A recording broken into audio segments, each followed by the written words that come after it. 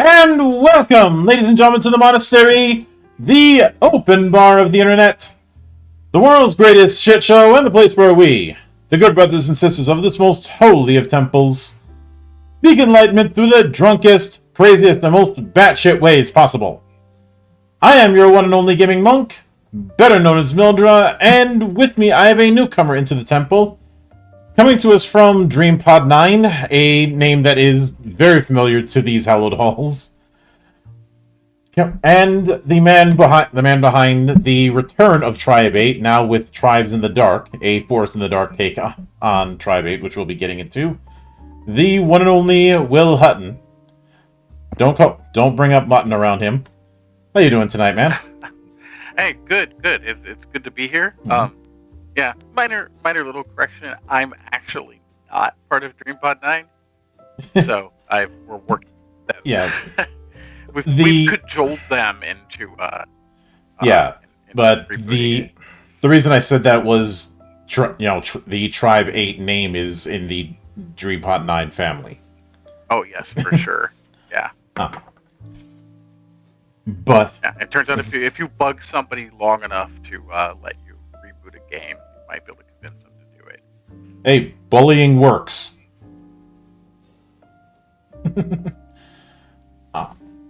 And with enough persistence, you can peer pressure anyone into action. Yes, yeah. So it's a bit of a tradition to open with the humble beginnings, in a sense.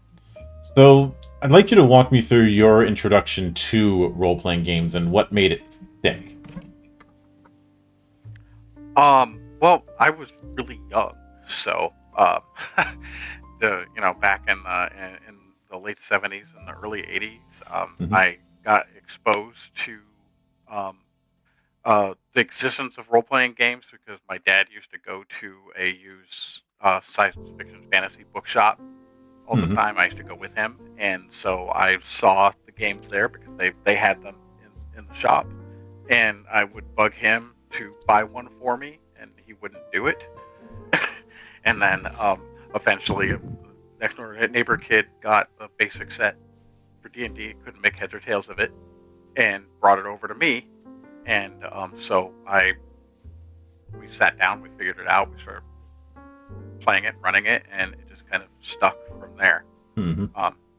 I got on, pretty fairly early on, and in also buying additional games. After that, I would save up money, birthday money, like whatever, to just whatever new game came around that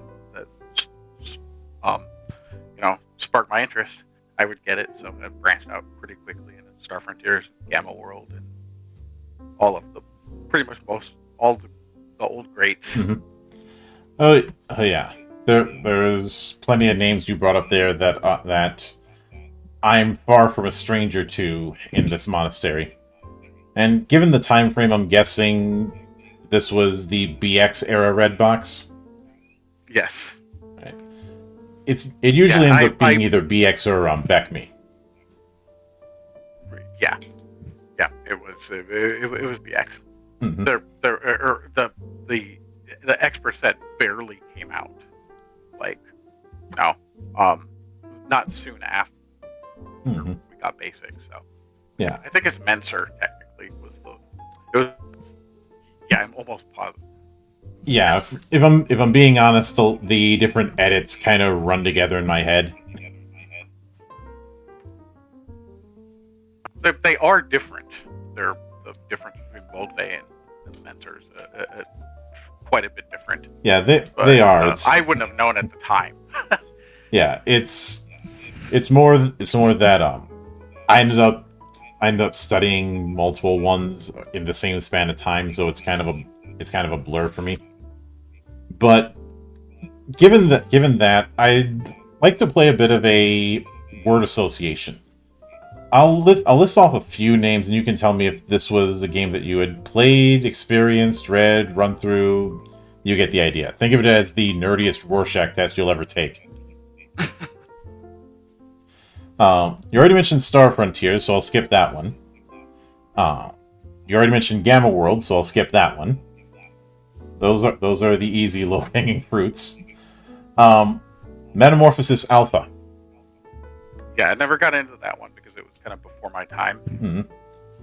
So, and especially the trajectory that I went. So, I was aware of it, but never got into it. All right. Boot Hill. Yeah, I never really liked Westerns either. Same deal. I knew about it. I'd seen it, but never got into it. Alternity. Never got into that one. I think Alternity came out pretty much after I had jettisoned most TSR related stuff. Mm-hmm. Yeah, if that's the case, the next one I was going to ask would have fallen under that, which would be the two games in the Saga system. Yeah, no. But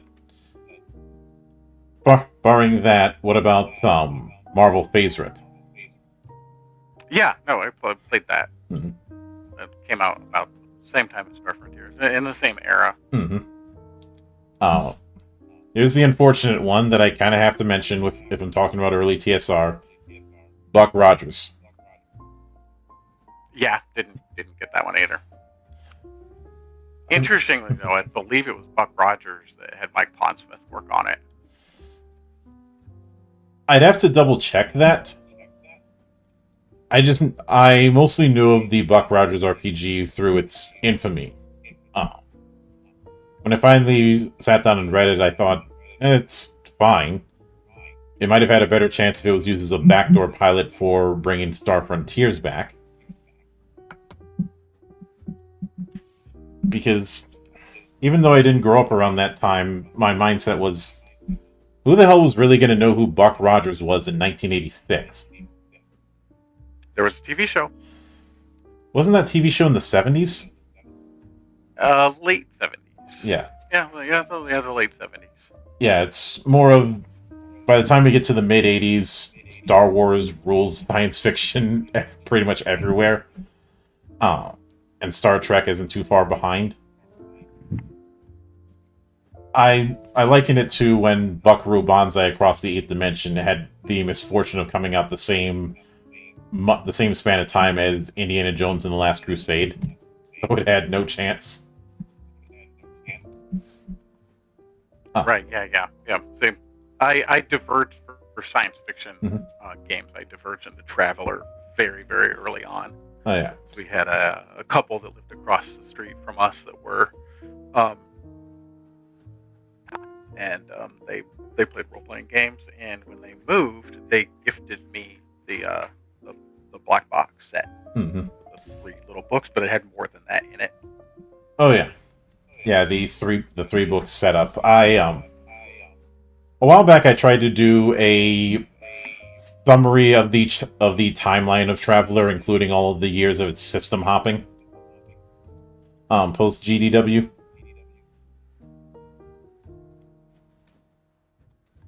Yeah. There was quite a bit. I think Mega Traveller was the last one I was into with that, and I never really followed it much after that. So, trying to think if Mega Traveller was before or after Mark Miller's Traveller. Yeah. And then there was the time where it jumped around between systems like GURPS and Hero, which are good systems, but I'm not entirely sure if they were the best choice for something like Traveler. Ah. Then again, technically anything can be run in GURPS, but practically speaking, depending on what someone's running in GURPS, they're going to have their work cut out for them. Right. Yeah. Yep. It's actually our one of our kind of little GURPS jokes related to something that somebody related to me once about how they came up with the various like all the metrics, for like lifting and jumping and walking and running and all that, was that they basically gauged that against the people that were working in the office at the time.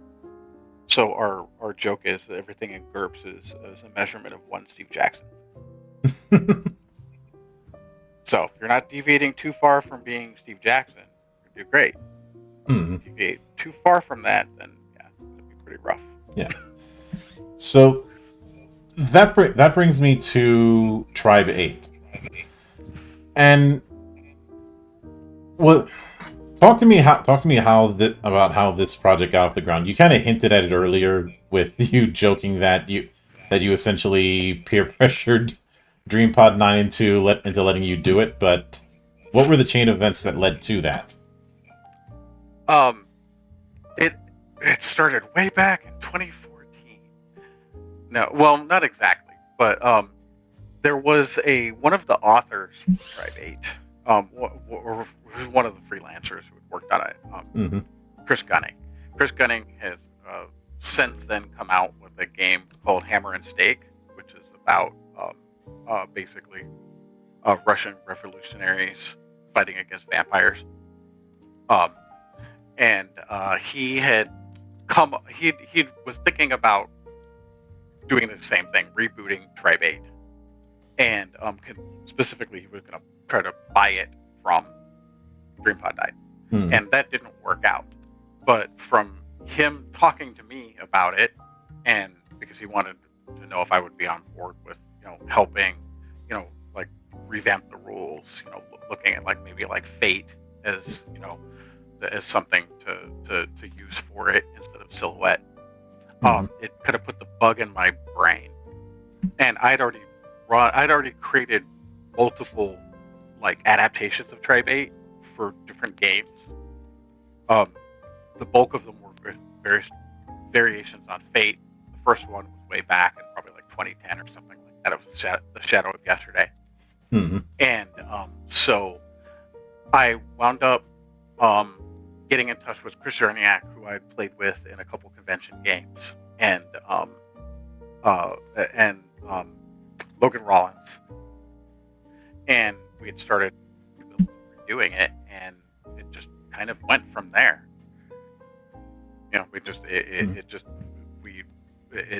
From having that thing put in my head, several years before about reboot, it's like we should do this. Why not? It's like, Bilbo Baggins looks at the ring. Why shouldn't I reboot Tribe 8? So, and that's what we did. It started out as Cortex Prime. Cortex Prime hadn't actually been delivered yet to the Kickstarter backers. It was still in the backer preview edition version. And it started out that way. We started talking with DreamPod 9 about licensing it. We started talking about Cam Banks, to Cam Banks about licensing Cortex. And then basically that didn't work out because of the part of it was fandom buying Cortex, part of it was the just the state Cortex in general. DreamPod 9 was kind of, they were balking at that part of it, but so then we pivoted to Force in the Dark because we already kind of knew that would work, and it went from there. But all the way up until 3 years ago or so, we were going to license. We were going to publish ourselves and license. And then once DreamPod 9 saw what we had already, Robert Dubois, who is the business manager and pretty much the person for DreamPod 9 now these days, he said, you know what, I'll publish this. You know, he looked at it and said, this looks like it's good stuff.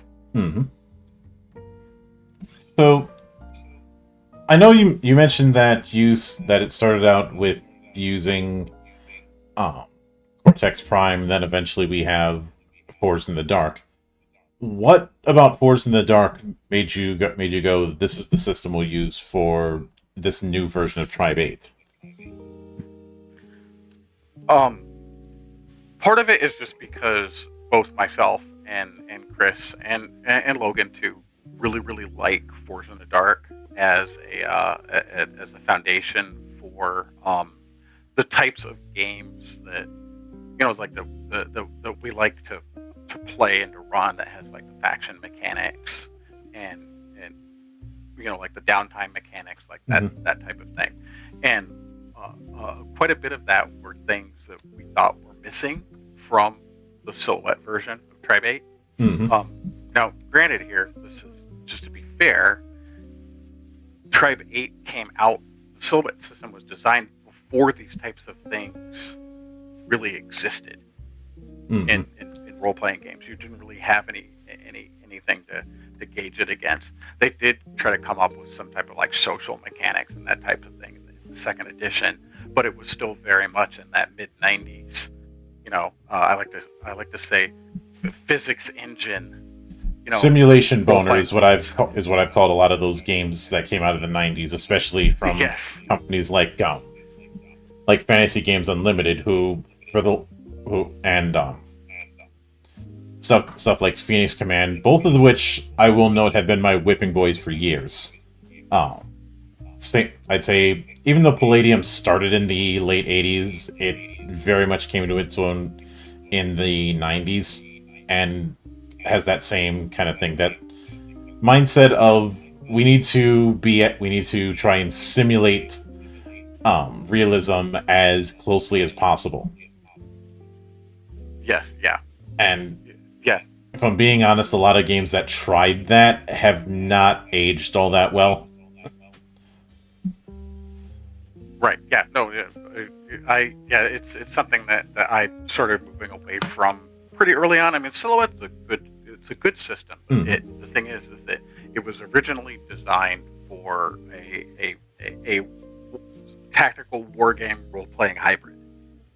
Right. So I mean, it originally was heavy gear, and then they used it for Jovian Chronicles, which was one of their very, very first role playing products that was originally done for Mechton, Mechton 2, but then they brought that completely in house and made it.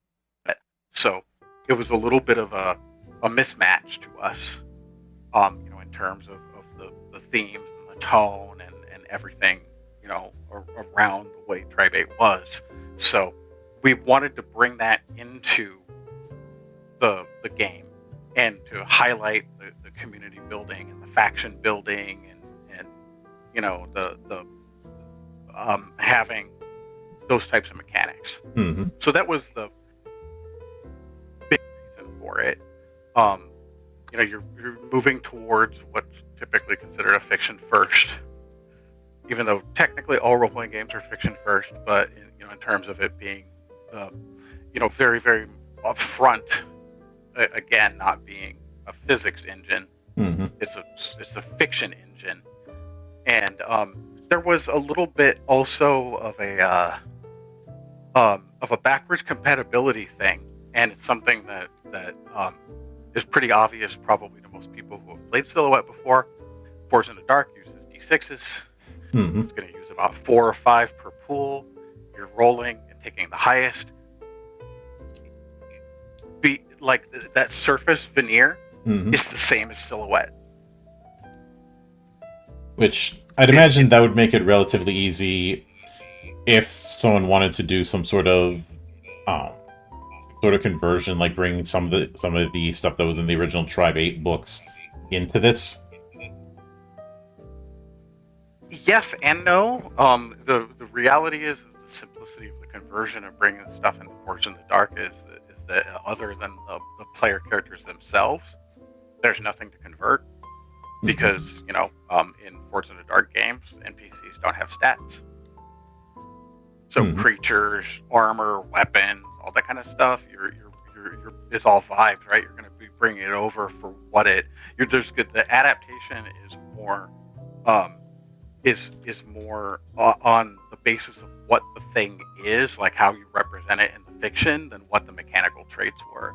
So you might bring something over and represent it as clocks, or something similar on on the Force in the Dark side, but it's not a 1-to-1, right? There's no we're gonna take strength and convert it to body. It doesn't work like that. Yeah.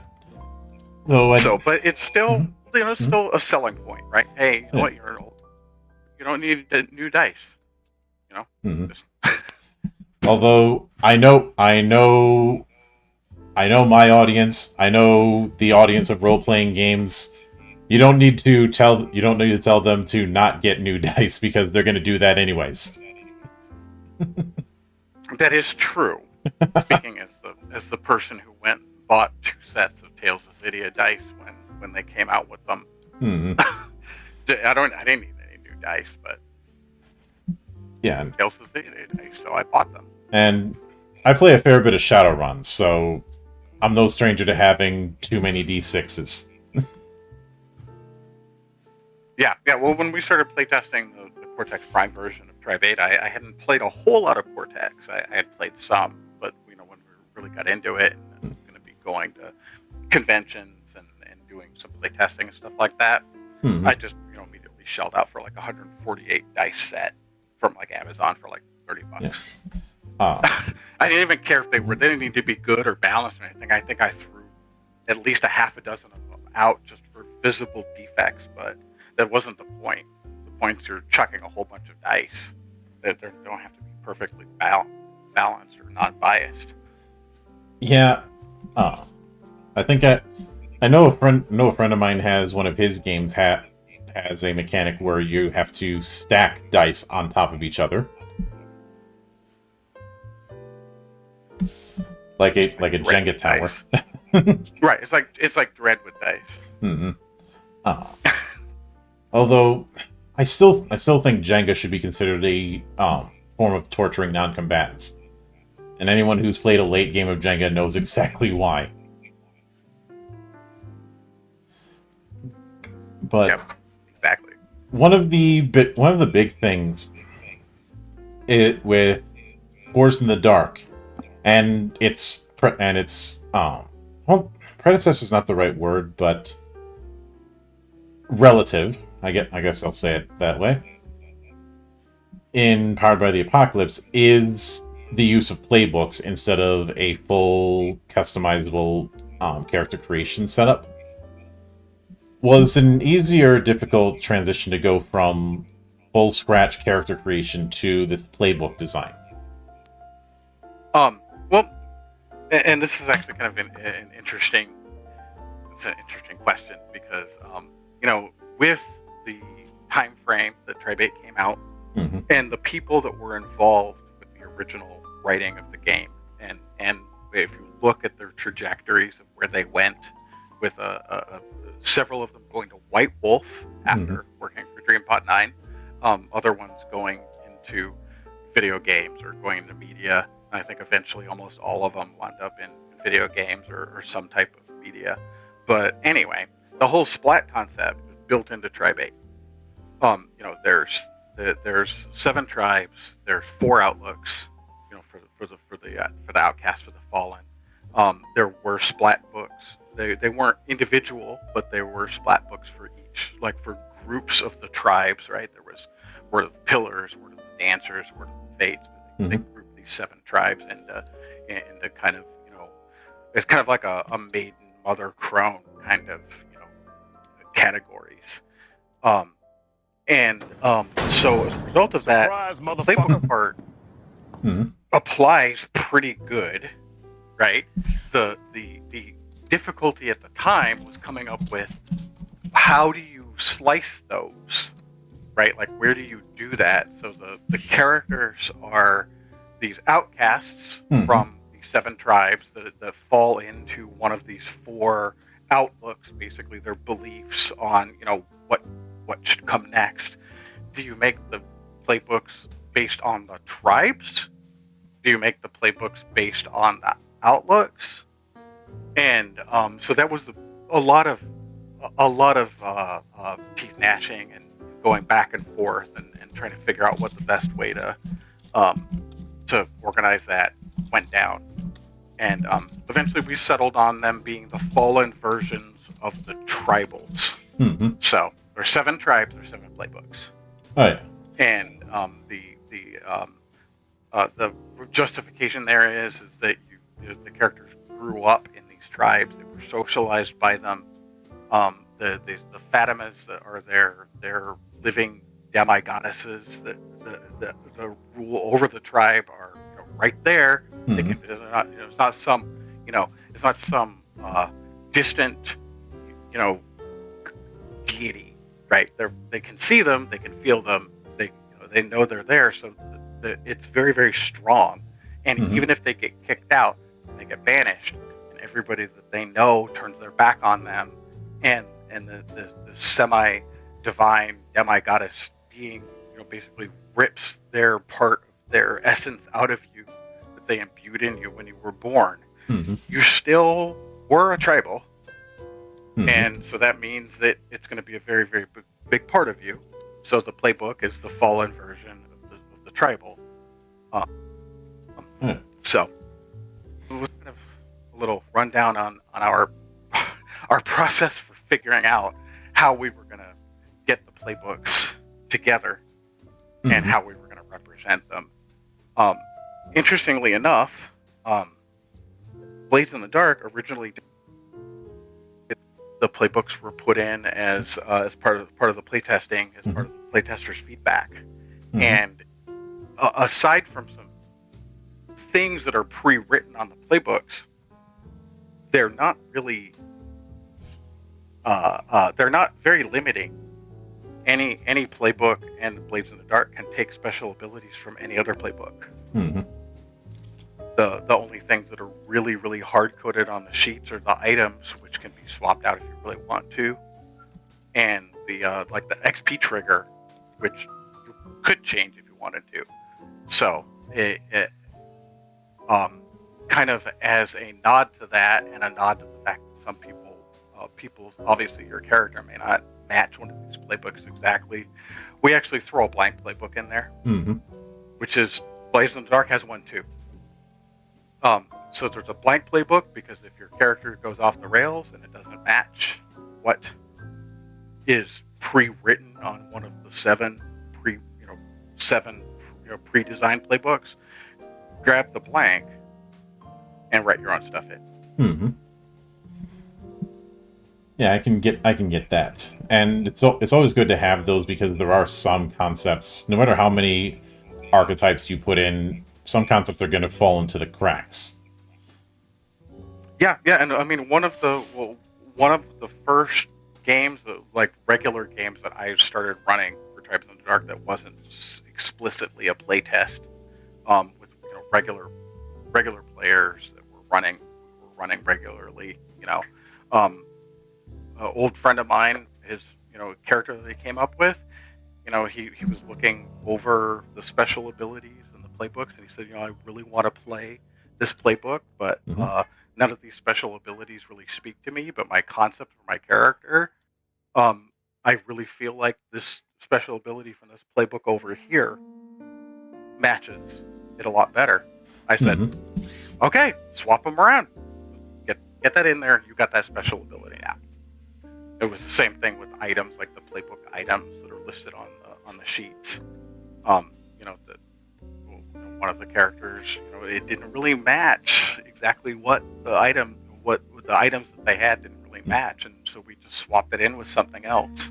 I I like to say the playbooks are strong suggestions. Oh yeah, They're meant to get you going fast. Mm-hmm. Yeah, I can certainly get that.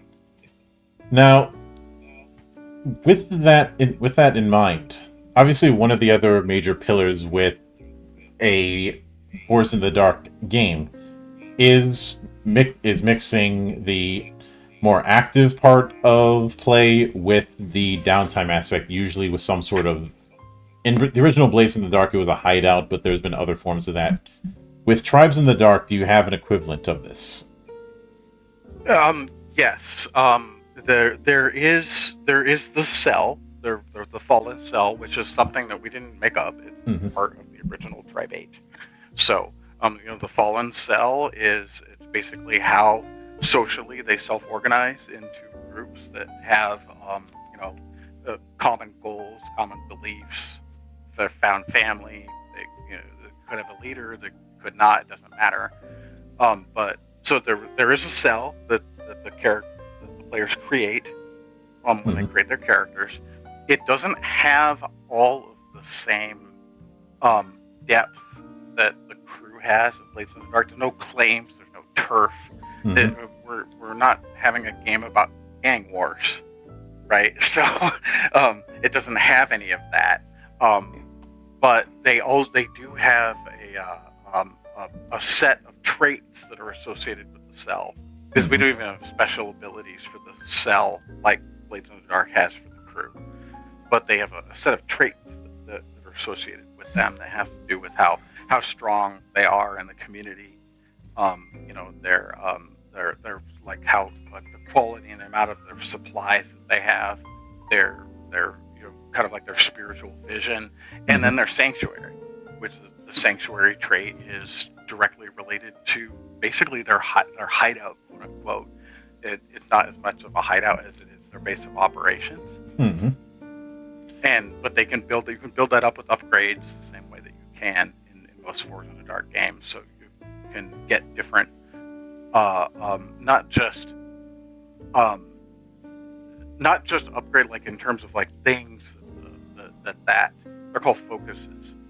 Things that focus can do for you, but also potentially like NPCs that wind up becoming part of the cell. You can get different associates or the cadres, which is our name for the cohorts. I think one of the differences is that we explicitly say for these NPCs that they're not just hangers on and they're not employees; they're actually part of your group.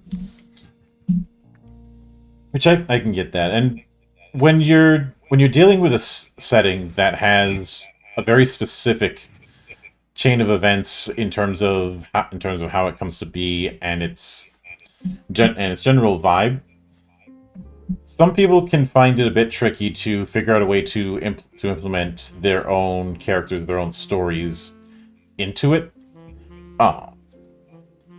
When it comes to Tribe 8, what would you say would be a good elevator pitch to bring people into doing the active part of campaigning?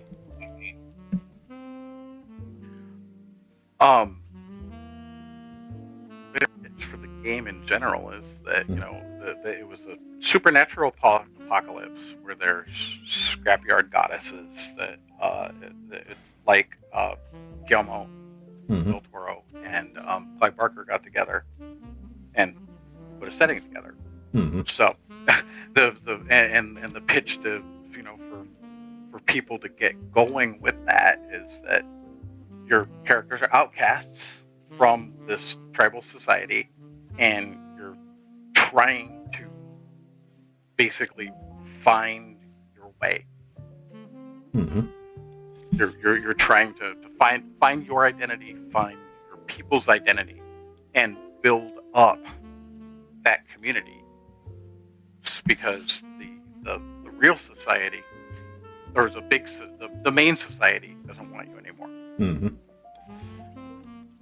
I can get that. Now, since ostensibly every player character is an outcast from one of the tribes, I would like to go into those tribes to kind of draw parallels for people who aren't as familiar with Tribe 8. Like, what sort of archetypes would be parallels to each of them? Not in terms of like fantasy character classes, just broad archetypes. Right, right, yeah. And that was actually one of the most cringeworthy things that they did with the original, with the second edition of Tribe 8, is trying to draw those parallels to character like D&D style character classes. Yeah, I knew that would be a terrible idea. That's why I phrased it as archetypes. Yeah, it was not good. So what we did is we actually have for each one of these tribes in the like in the character creation, when you're like your first character creation steps, we actually, and I'm looking this up right now so I can actually look at it.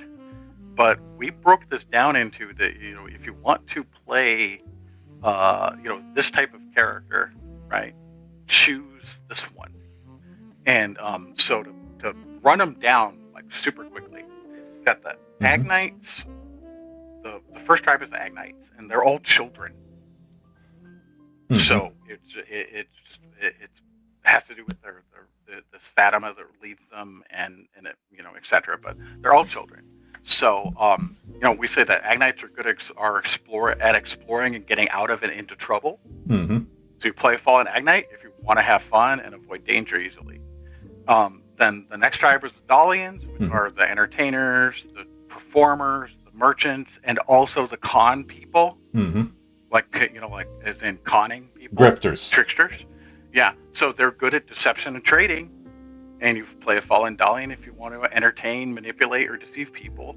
Then there's the Evans, which are the farmers. They're the nature lovers. They're the community-minded, type, rustic, pastoral type people. And we would say that they're good at healing and are comfortable with nature. And you play a Fallen Evan if you want to be close to the land and care for others. Jonites are the warriors. So like full stop. There's nothing else to it. They're warriors, and so you play Jonite. They're good at winning fights with violence and strategy. So you play a Fallen Jonite if you want to be a warrior. The Magdalites are they're concubines, diplomats, also entertainers, but different types of entertainers than the Dalians are. And so they're good at entertaining and diplomacy, and you play a Fallen Magdalite if you want to be a charismatic socialite or navigate relationships. There's the Tereshebans, which are the lawgivers. They're the people who are the really strict ones, who their tribe actually passed down all of the laws that all these other tribes follow. And so they're good at investigating and planning. And you play a Fallen Teresheban if you want to uncover truths and assist your cellmates. And then finally there's the Yegans, which are they're really the mystics out of all the tribes, and so they're good at crafting and they're good at dealing with spirits. And so you play a Fallen Yegan if you want to meddle with spirit realm and be creative with weird things. Yeah, I can get that. And when it comes to the outlooks of the Fallen, you have the Doomsayers, you have the Guides, the Herites, the Jackers, and the Lightbringers. Is it a case where somebody's going to focus on one outlook above all others, or are they able to lean into more than one as the situation calls for it? You choose an outlook. So those are the two core components of the characters. The core, the Fallen playbook, the Fallen tribe, or the tribe you were outcast from, the Fallen tribal member, is the basis for your playbook. But the outlook is a core component of it. It's like central to it. They're structured very, very similar to the backgrounds of Bands of Blades. So you're only one or the other at any one time. And generally speaking, even in the original Tribe 8, people didn't change outlook too often. It's kind of tied to the journey that the character goes through after they've been cast out and they find themselves again. Mm-hmm. And so it's really a core part of who the character is, psychologically, spiritually, Mm-hmm. emotionally, even. And really, there's only the 4, but the guides are something totally different. Mm-hmm. Yeah, you choose that next. So, same thing. If you want to, like, since each one of those has a core focus on where they think that the fallen should do what they think they should do, where they think they should go. Mm-hmm. If you want to, like, uncover mysteries and stuff like that, you pick Doomsayer. If your character values freedom and above anything else, you pick Herite. Or if they hate the tribes enough, they pick Herite. Mm-hmm. You choose Jacker if they want to make people who wronged them pay, and then they choose Lightbringer if they want to inspire and lead people. And so that combination of those two things is Mm-hmm. what makes the character what they are at their at the very base level. Mm-hmm. And actually, we've structured the XP triggers to be around those two things. You have a playbook XP trigger that's fixed for your playbook. You choose a Maglite, you get this trigger. Mm-hmm. But the Outlook trigger is based on the Outlook you choose. Oh yeah. So you're going to have an XP trigger for that as well. Mm-hmm. And another aspect of Blades in the Dark that is key to the gameplay loop is the planning and execution of a particular task or assignment, what's referred to in that game as the score, or just scores. What would be the equivalent of that within Tribes in the Dark? Yeah, those are called quests, mm-hmm. which it makes it sound more Pendragon-ish, but it's actually, again, it's pulled straight from the Tribe 8 books. Mm-hmm. That they call them, they tend to call them quests, but yeah, they're does. Either it's something that they decide that they're going to do, or something that one of the factions, like a NPC or contact in a faction wants them to do something. We actually break them out into different types of quests. Mm-hmm. In the core book, in terms of like independent quests, special quests, faction quests, and the big thing is that whereas in Blades in the Dark, and this was something that took a lot of work for us to try to figure out how to implement it in a way that was satisfactory. There's no coin. There's no currency technically in the setting. Mm-hmm. Everything's on barter, and yeah. So because of that, we had to try to figure out, well, okay, so you're outcasts, so obviously, like, resources and supplies and stuff like that are going to be important. Mm-hmm. This is not a typical post-apocalyptic survival type scenario, but you still, it always has been a factor in the original books. Things like like winter coming, like that type of thing, and so supplies are part of it. And then, but what we also came up with was a measure of barter, right? So it's not specific. It's fairly loose, but it's a unit called barter, which is your ability to be able to cash that in and get something, get favors done, get resources, get special things. And so that's what the quests do. The quests gain favor with the various other factions, mm-hmm. and or could be the Outlook, the Fallen factions too. And I'm going to get to this in a minute, because this is a big diversion from the way that Blades in the Dark does this. Oh yeah. You can get, like I say, you can get resources, you can get barter, you can get special items. That's what you get from the quests. But the favor is a pretty big thing, mm-hmm. because excuse me, as you build up that favor with various factions, you can cash that in, and you can get what are called boons. Mm-hmm. Each faction has a list of boons that they can give you, and all of them, there are some that can only come from certain factions. But the thing is that the 4 Outlook factions, the fallen Outlook factions, they have a more involved advancement track that the player characters directly influence through the quests. So, like, as you do the quests for the Outlook factions, you can advance them yourself, like, through the faction tiers, through 4 instead of, like, up through 5. And as you do that, and they increase in tier, that is the only way you can increase your cells tier. So, whereas in Blades in the Dark, it's every man for himself, or every person for himself, right? You're doing scores explicitly for your own advancement and your own enrichment. In Tribes in the Dark, you're doing quests to improve your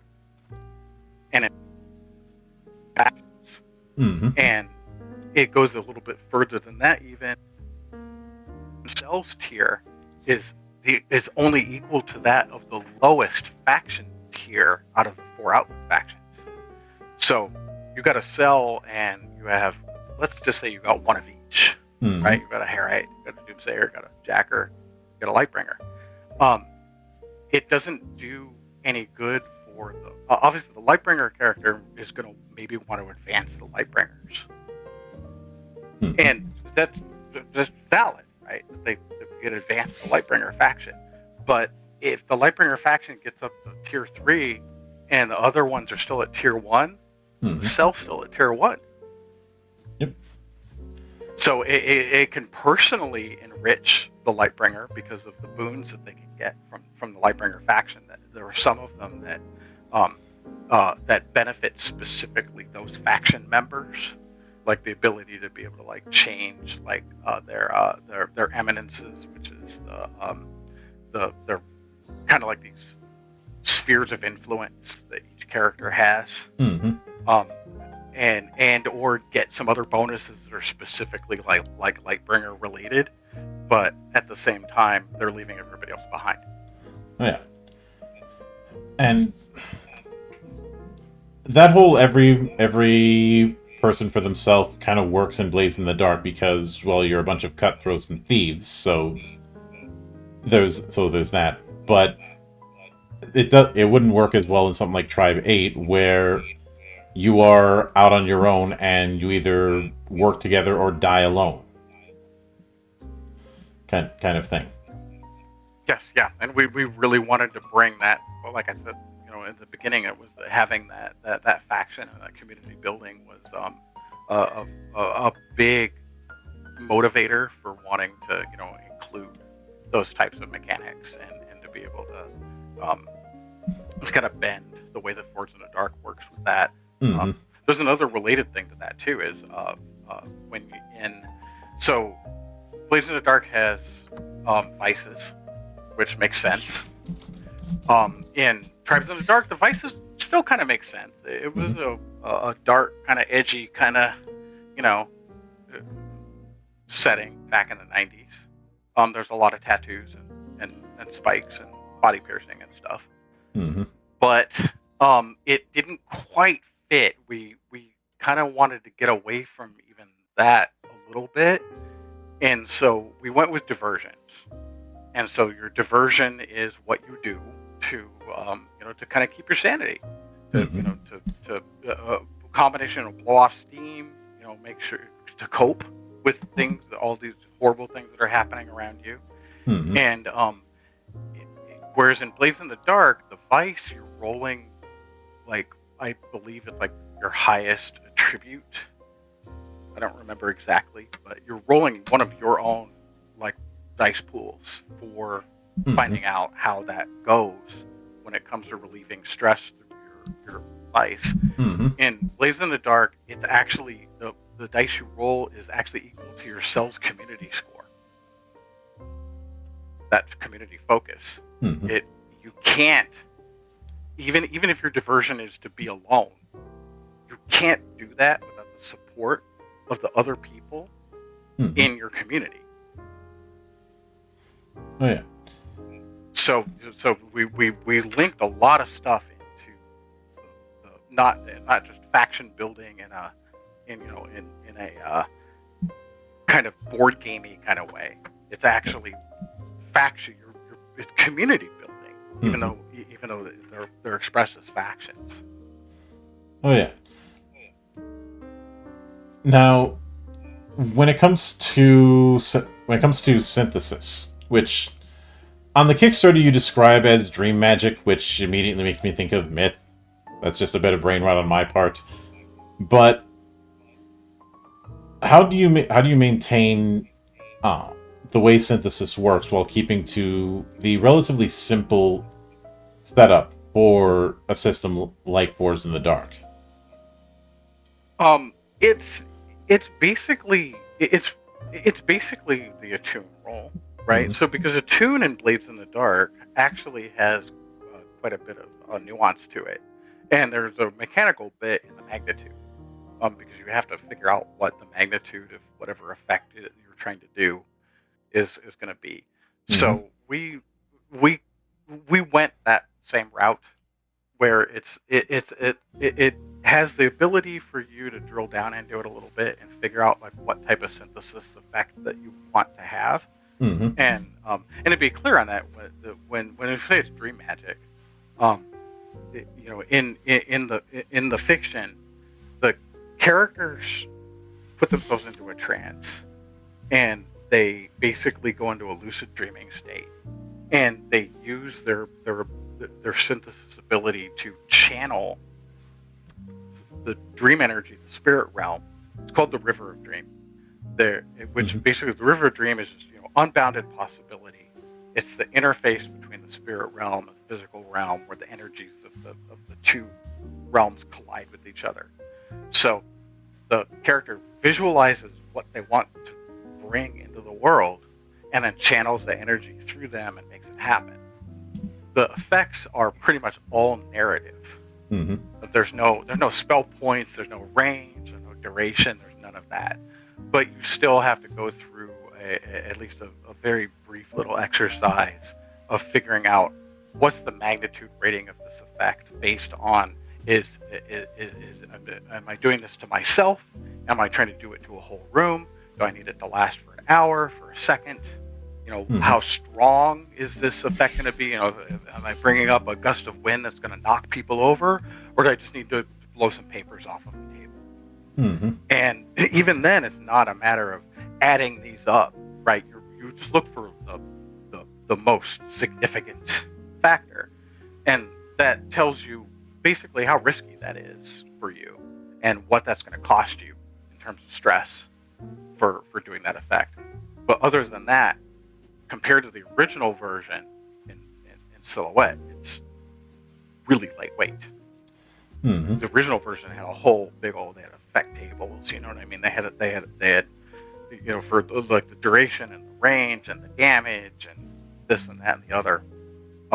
It was really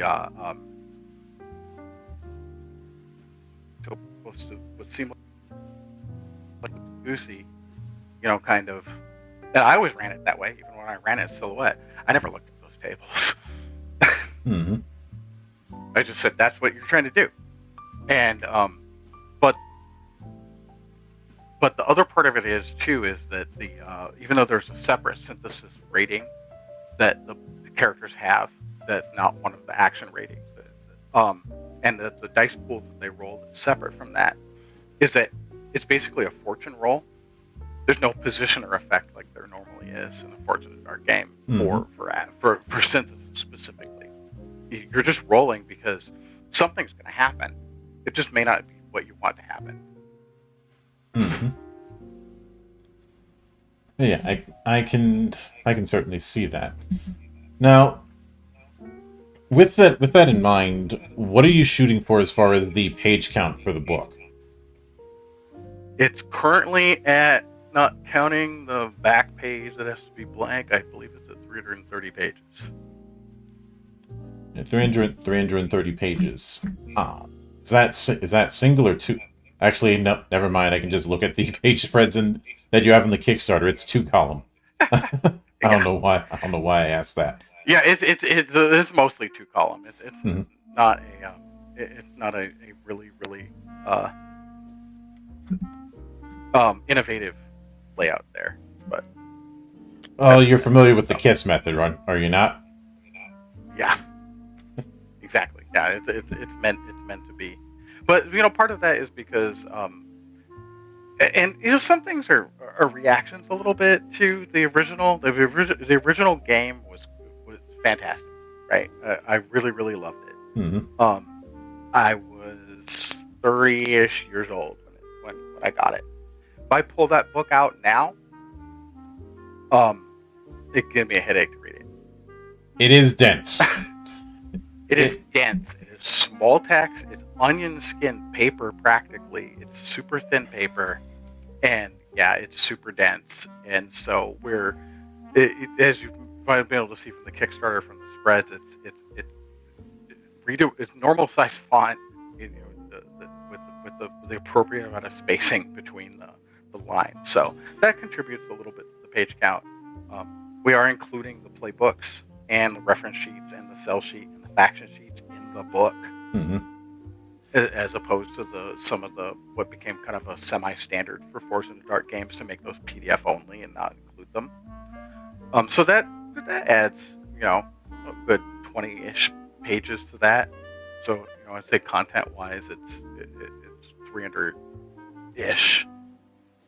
Mm-hmm. And go ahead.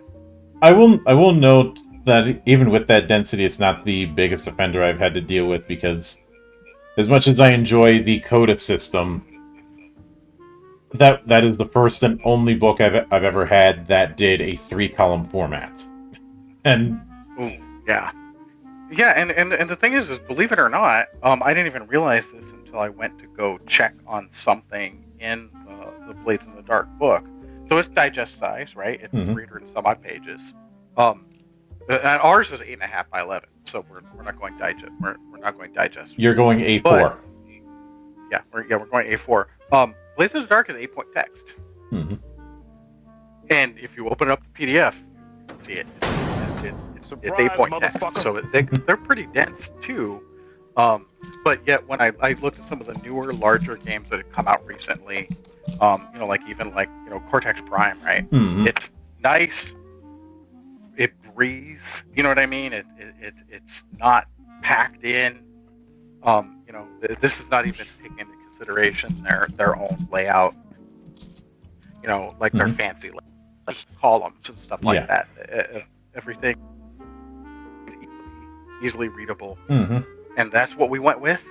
And as kind of an aside to that, even is as much as I and the other people that were involved with putting this together really like the first person unreliable narration of the original Tribe 8. It made things very difficult. Yeah. It made it difficult to run. It made it difficult to find anything. And it made it a pain in the ass to do the research required to try to draw all this stuff together into a new edition. Yeah. And we didn't follow that. We got the flavor text quotes, at the beginning of chapters and things like that. But the rest of it is natural language. It's meant to be easy to reference, easy to find things, easy to read and remember. I was finding contradictions in the core book, not even between books, but in the original Tribe 8 first edition, I was finding contradictions between passages. There's things in there they mentioned once and never mentioned again. Oh yeah. And there's a mention of the Guff, and they never mentioned the Guff again. I'm like, what the hell's the Guff? Yeah. I mean, I know what it is, like, mythologically, but in this, what the hell is it? Yeah. No, they never even. It's one of those reasons why writing too far in universe can be a double-edged sword. That's why it took me a good amount of time before I finally dove into Castle Falkenstein, because it kind of does that at first. I like Castle Falkenstein, but it was a rough start. And I've also. I'm sorry. Go ahead. I've also made it very clear that over the years, I'm big on navigation. Because I played Rifts in my early years, and I remember tearing my hair out dealing with the fact that some of those giant books have table of contents that aren't accurate and no indexes. To the point where nowadays I've said if you've got like a 200 plus page book and you don't have an index, that should be punishable by flogging. Yeah, yeah, and that's what we're gonna in the PDF version. That was one of the last things, obviously, that needs to be put in there completely. But table of context, the table of contents is in there already. Yeah. The index is already in there. I might have some things that we need to go back through and tag. And I'm guessing you're going to be doing bookmarks and hyperlinks when it comes to the PDF version. Mm-hmm. Yep. Yeah. Yeah, for sure. Yeah. And to be honest, I mean, yes, it is it is effort to get that together properly, but at the same time, using publishing tools streamlines it a lot and makes it automatic. Yeah. So it's mostly a matter of figuring out how that's structured, and then going through and making sure that the anchors are put into place for it to do it, and then it'll generate the PDF bookmarks automatically. I think the only thing I've found with Affinity Publisher that is annoying is that it doesn't arrange the PDF bookmarks very well. That just requires going in with another tool and manually rearranging them. Yeah, but, I've told people that yes, it is a royal pain to set this up, but think of it like getting your shots or ripping off a Band-Aid. It's gonna hurt like hell, but you're gonna feel much better afterwards. And at least with table of contents, if your headers are set up correctly, the table of contents is automatic. Mm-hmm. It just happens. You just decide what level you want to go down to in the headers, and if for some reason some of your header levels are wrong, you find out really fast. Oh yeah. That the header levels are wrong, and then you just go in and you fix it. Because you got like 12 or so error messages yelling at you about it. Yeah, or it's all wrong, right? You look at it and you're like, wait a minute, why is why didn't this show up, or why do all these show up this way? And like I said, you find out that you wound up being one level too high or too low on a whole bunch of headers.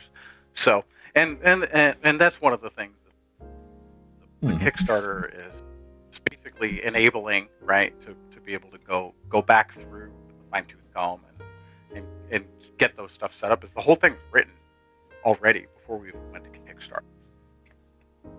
It's basically polished at this point, and then getting the art in place, getting the new art in place. Oh yeah. Now, as far as a release window, what would you be shooting for? But I'm pretty sure the delivery date was December. So for the core book itself, we're going to get the backer preview out as soon as we can. We got a few things we need to fix up with it before we can send that out. That'll be art incomplete, but that's fine. I just need to make sure that it's for one thing, Kickstarter needs to finish their end of the deal, and then once we get that stuff rolling, then we'll get the backer preview out, and then the actual final product will be December. And then we have for the additional art, he basically, I think you have to get it all back to us by November. Then we just got to plug that in, because we're reusing about 50% of the art is from the original books, but part of the decision for that was the art is so great, right? Like, I don't know if anybody's really going to complain that they've seen this piece before, because the art in the original was one of the best-selling points of the game. Yeah, it would be on the same level as if I as a fan of BattleTech got on them for using older art. When you've got 35 plus years of art to draw from, there's going to be the idea of picking some stuff from the past as well as the present. Obviously, that's not the best example given the whole unseen reseen thing, but I'm not going to get into that tonight. That's a whole other conversation. But the point still stands. And I will look forward to seeing how it develops here. But with that said, I do want to sincerely thank you for taking the time out of your schedule to come all the way to my monastery and enjoy the madness that happens here. And anytime you see fit to return, the door is always open. As I always say around here, drinking is not mandatory, but it is encouraged.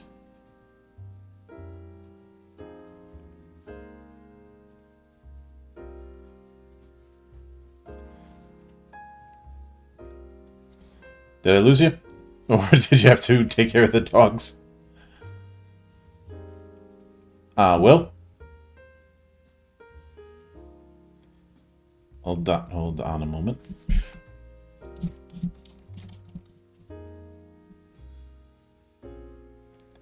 Give it a second.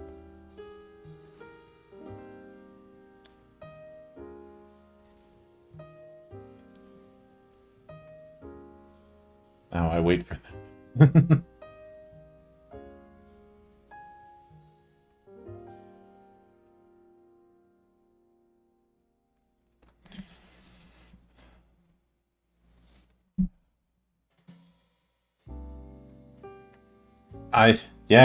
I think we did.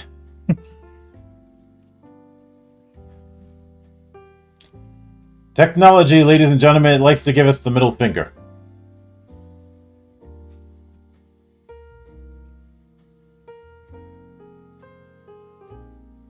Now can you hear me? Now I can hear you, yes. Okay, I don't know what happened there. Yeah, no worries. But I guess, like I said, thank you for coming all the way to my monastery and braving time zone hell. Yes, yeah, no, it was great. Like I said, I love talking about this stuff, so definitely. Oh, yeah. And, of course, a sincere thanks goes out to everyone who took the time out of their schedule to come onto the show and enjoy the madness. And there will be plenty more where that came from, as there always is here, on the open bar of the internet. But until then, on behalf of the good brothers present and not present, my name is Mildra. I am your gaming monk. Stay fucking frosty, everybody.